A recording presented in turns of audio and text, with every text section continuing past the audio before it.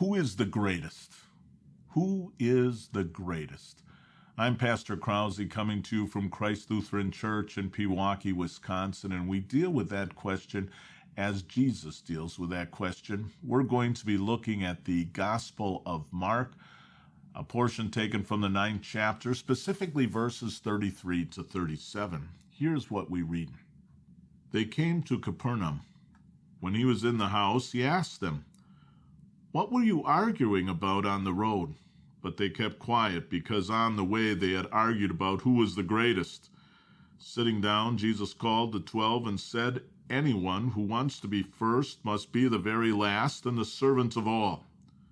He took a little child whom he placed among them. Taking the child in his arms, he said to them, "Whoever welcomes one of these little children in my name welcomes me, and whoever welcomes me does not welcome me, but the one who sent me." Who is the greatest? That was the embarrassing question that the disciples were dealing with. They didn't want Jesus to hear. They were speaking in whispers, but Jesus knew what they were talking about. Who is the greatest? No, that's a question that's been around throughout all the generations. In some respects, we deal with that question at the time of the Olympics. Who is the greatest? Who is the fastest? Who is the strongest?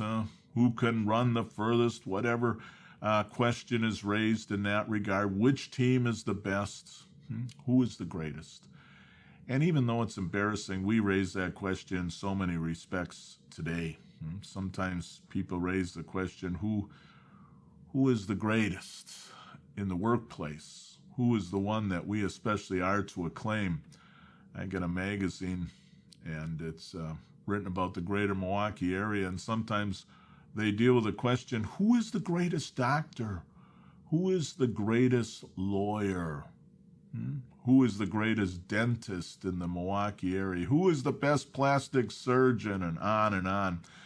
Sometimes I think it's interesting to see that it looks like those ads are paid for ads as people tout the things that they do, and in their minds at least do them better than anybody else. They are the greatest. That's a human nature question that's been around for a long time, and in this sinful world will continue to be around throughout the end of time.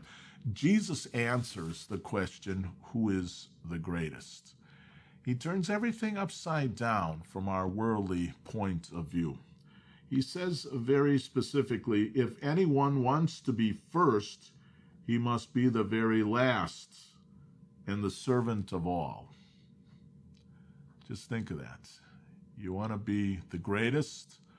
Then you be a humble servant.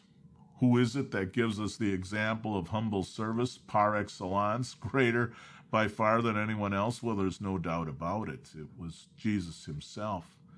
He took ridicule, he suffered, he was spit upon, he was laughed at, people made jokes about him, but he did all that for you. He was a perfect individual. He took on the role of a humble servant, humbling himself all the way to death on a cross. As we think about this question today, I hope we contemplate on the answer of Jesus to the question, who is the greatest? The greatest is the person who loses himself in humble service, who prayerfully follows Jesus as their Savior. Contemplate on that today.